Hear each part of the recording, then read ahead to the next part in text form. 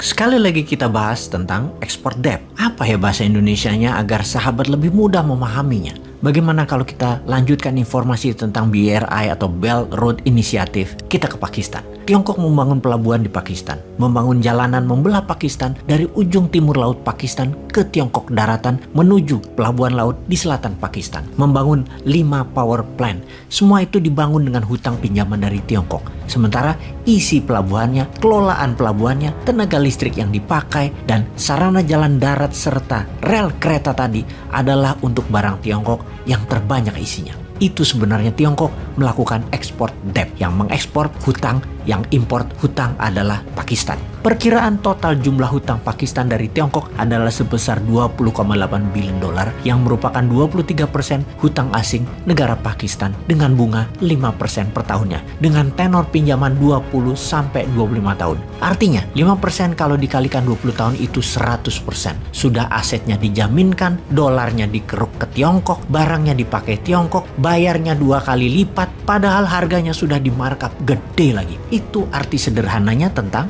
ekspor debt. Kita lanjut. Apa yang terjadi kalau Pakistan gagal bayar hutang tersebut? Maka BUMN Tiongkok akan mengambil alih aset tersebut. Jadi apapun itu, baik bisa bayar pinjaman atau gagal bayar pinjaman, Tiongkok yang kendalikan proyek tersebut. Sungguh, BRI itu bukan hadiah. BRI juga bukan membantu, apalagi menolong. Tapi jebakan, jahat sebenarnya. Meminjamkan uang untuk sesuatu yang bukan kebutuhan negara tersebut. Meminjamkan uang untuk kebutuhan yang tidak terlalu diperlukan. Memang negara tersebut butuh jalanan, butuh kereta api. Namun Tiongkok jauh lebih membutuhkan sarana itu semua. Itu yang butuh siapa? Yang bayar siapa? Begitu mereka dalam keadaan terjebak dengan hutang yang tidak bisa dibayarkan, maka aset berharga atau strategik aset mereka akan diambil paksa dengan deal yang sangat menguntungkan sang peminjam. Mohon maaf loh ya, informasi ini bukan propaganda anti Tiongkok. Banyak fakta di dunia tentang pengambil alihan aset strategis dan sumber daya alam yang terjadi di banyak negara berkembang yang mendapatkan pinjaman dari Tiongkok yang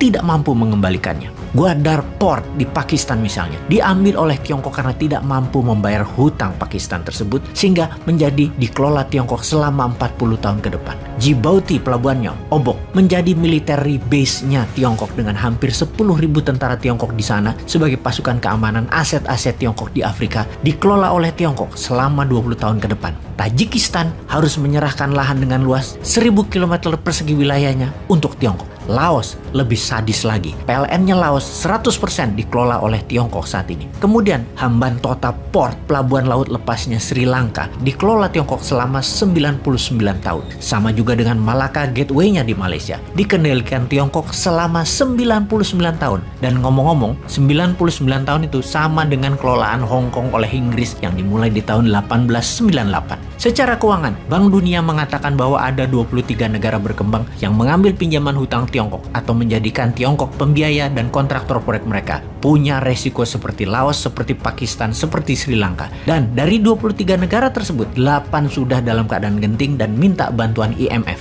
Mengapa krisis? Karena hutang luar negeri negara tersebut rata-rata adalah 50% hutangnya ke Tiongkok. Semua negara yang kena pengaruh Tiongkok, yang 23 negara tersebut, rata-rata demokrasinya lemah. Pemimpinnya menekan rakyat dengan kata lain otoriter. Pejabatnya bermain dengan pebisnis. Kenapa pejabatnya menerima tawaran Tiongkok? Karena kinclongnya infrastruktur berharap akan membuat negaranya terlihat berkembang maju. Sehingga pemimpinnya bisa dikatakan berhasil, walaupun pakai hutang besar. Ada lagi fakta, banyak negara yang terkena pinjaman hutang Tiongkok untuk bisa membayar bunga pinjamannya adalah dengan meminjam lagi. Dan ini tanda bahaya, karena mempertaruhkan kedaulatan negara. Pejabatnya melacurkan aset negara demi nama pribadi dan keuntungan kelompok. Pastinya hutang tadi membuat Tiongkok menjadi lebih kaya. Apa buktinya Tiongkok menjadi lebih kaya? Buktinya 7 dari 10 perusahaan konstruksi dunia adalah dari Tiongkok. Total semua proyeknya bernilai 350 bilion dolar dalam 8 tahun ini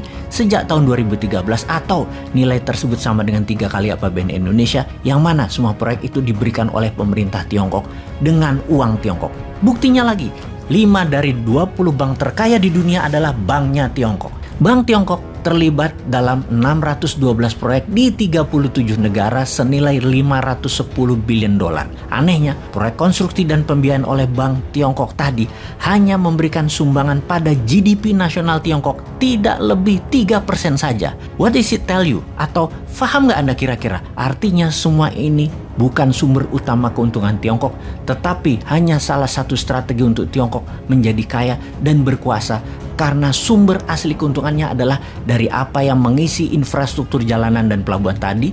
Keuntungan terbesar Tiongkok sesungguhnya. 9 pelabuhan yang dikuasai Tiongkok 100% dan mengendalikan 80 pelabuhan dunia adalah kunci sukses lain dari Tiongkok. Dan hal ini adalah bagian dari BRI. Dan ini adalah strategi untuk membuat keuntungan tinggi bagi Tiongkok. Semua pelabuhan itu ibarat untaian mutiara, mulai dari pelabuhan Tiongkok ke seluruh penjuru dunia. Inilah naval base-nya Tiongkok terkoneksi di seluruh dunia. Mereka bisa kendalikan pelabuhan, kendalikan rute perjalanan kapal, menempatkan kapal perangnya, dan pastinya mendikte rute perjalanan kapal perdagangan dunia. Jadi sesungguhnya BRI bukan economic plan, tetapi rencana untuk mengendalikan dunia. Kapan berakhirnya rencana pembangunan BRI ini? Yaitu di tahun 2049, di mana 100 tahun usia negara Tiongkok. Diharapkan 100 pelabuhan dunia diikat dalam satu kelolaan dan kepemilikan Tiongkok melalui strategi BRI. Alias pada saat itu Tiongkok sudah mendominasi dunia. Sahabat, semoga hal ini bisa menjadi bahan untuk pemikiran kita semua.